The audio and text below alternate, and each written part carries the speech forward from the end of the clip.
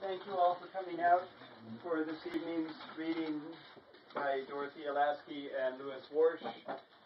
Before we get started, I'd like to ask you to remove the curse of the cell phone ringtone from the room. All right. You think you're ready. I hope you are. Dorothea Lasky will read first. Her most recent publications are Poetry is Not a Project, this pamphlet from Ugly Duckling Press, which is exactly about that, and Black Life, her second collection from our beloved sibling in the trades, Wave Books, and it too is exactly about that. Dorothea Lasky, where is Dottie? Hi, Dottie. I hope you don't mind. I was going to clear this. Dorothea Lasky is a trip in language and a trip in life. Her opinions are cogently and forcefully, but gracefully, expressed. The poetry in Black Life is the experience of grief, pain, elation, loss, and confusion, which, while constructed from language, are certainly at home under the skin. Her work is heartfelt, jarring, and methodical, a pulse of sorts, which brings the Black life to the shared life. This is a trip to be taken together. Please join me in welcoming Dorothea Lasky.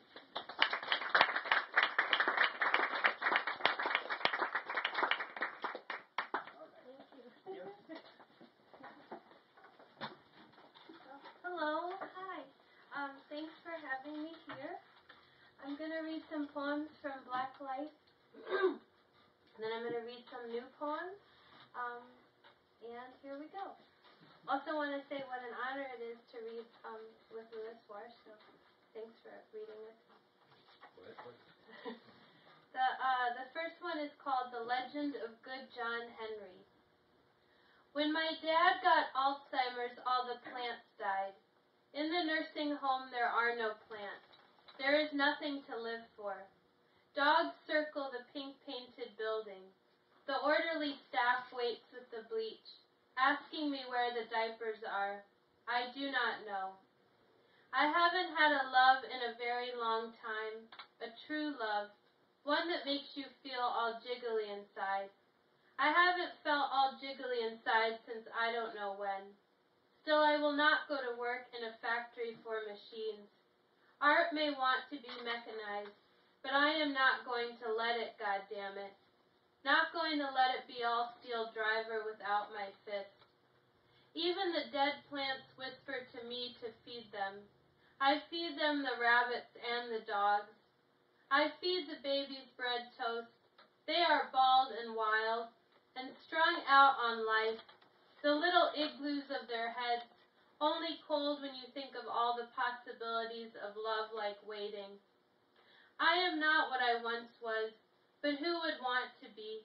Who would want to be the same throughout a life, read the same books, drink the same tea, wear the same dress, go to the same movies? Oh, how I would cry at the same man bent over the same actress in the same dark suit. Someone has died in that movie. Oh, I have seen that one before. This next poem is called Me and the Otters. Love makes you feel alive. Johnny, my animal, you have no idea how beautiful you are to me in the morning, when it is 5 a.m. and I am lonely. Everyone is dying around me. I eat spinach bread to keep my sanity. I am like Lisa in the mental unit with my father. I am Muriel who throws tables. I play blackjack with the clowns. Oh yes, I do all that for a salad. Your black hair is better than a piece of fate I find in the sky when I am looking, 45,000 miles above the earth, for things that make it all worthwhile. I do this for you, but you will never know how dear you are to me. You chop leaves in your house in New York City, dream of glamorous women, and even too they are great. No one will ever love you like I do, that is certain, because I know the inside of your face is a solid block of coal, and then it too, something that is warm like warm snow. I hold the insides of you in my palm, and they are warm snow, melting even, with the flurries glutted out of the morning. When I get on the plane, the stewardess tells me to let loose my heart. The man next to me was the same man as last week. Whoever those postmodernists are that say, there is no universal, have never spent any time with an animal. I have played tennis with so many animals. I can't count the times I have let them win. Their snouts that were wet with health, dripping in the sun. Then we went and took a swim. Just me and the otters. I held them so close, I felt the bump of ghosts as I held them. There is no poem that will bring back the dead. There is no poem that I could ever say that will arise the dead in their slumber, their faces gone. There is no poem or song I could sing to you that would make me seem more beautiful. If there were such songs, I would sing them. Oh, they would hear me singing from here until dawn. And the next poem is called Even Dirty Birds. Sun on the shadows, even dirty birds are nice when they brush up against you. Like pigeons in the park when they come whirling at you, they are nice. To feel their wings and necks against you. Like wind, only better, because they are living. Gray birds because they are dirty, with city soot, the smokestacks of living in a sour time, the way we breathe so. In every city legend we work, too fast to be part machine but only part of it. That we are machines only and that we are not birds. I am part of this world, but I am not of this time and place. When you look at me, you can see it in my eyes that I am not what you thought I was. And when you stand next to me, you will feel my aura is not the aura of this time, but a timeless time that is always new because it is water and air. And when I speak, it is a new voice, but it is not a new voice. No, it is an old one. No, it is present so, that you find yourself in love with me.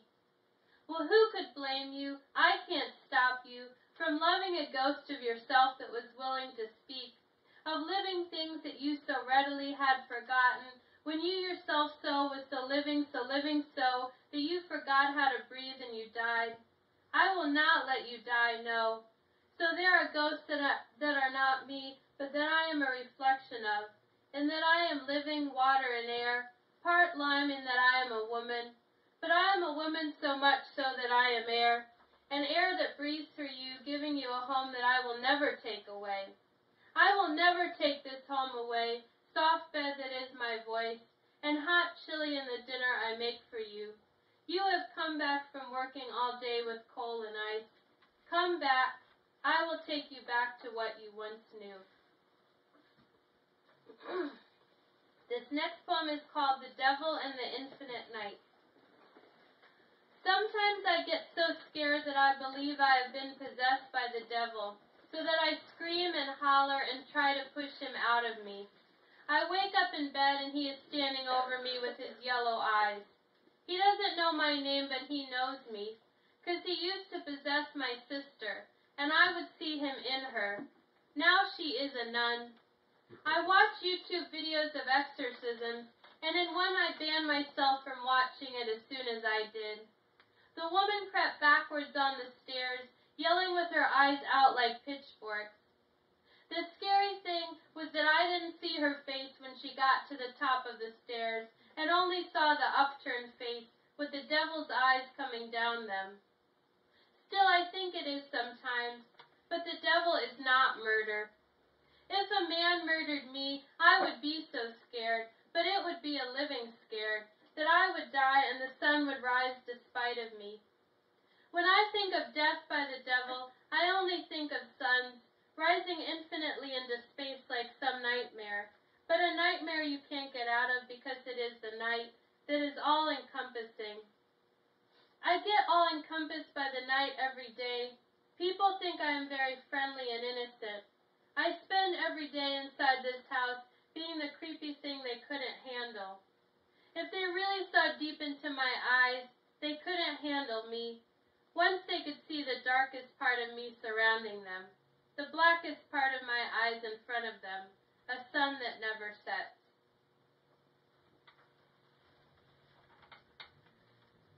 And this next poem, what happened to my other baby? Oh yeah, this next poem is called Ever Read a Book Called Awe? Have you ever read a book called Awe? I have. I wrote it. That's my book. I wrote that book.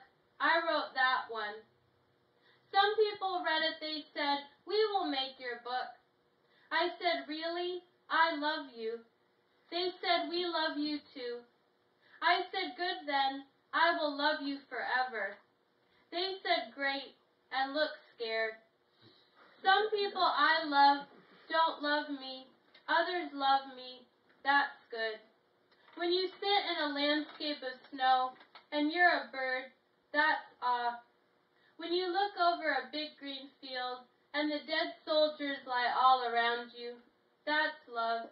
That's love and awe. Say it. That's love and awe. There is nothing better. Or if there is, then I don't care. That was my poem for Faith. Okay, next poem is called Tornado. Tornado. I remember he was bent down like a whirlpool. I was yelling at him. He looked scared and backed away.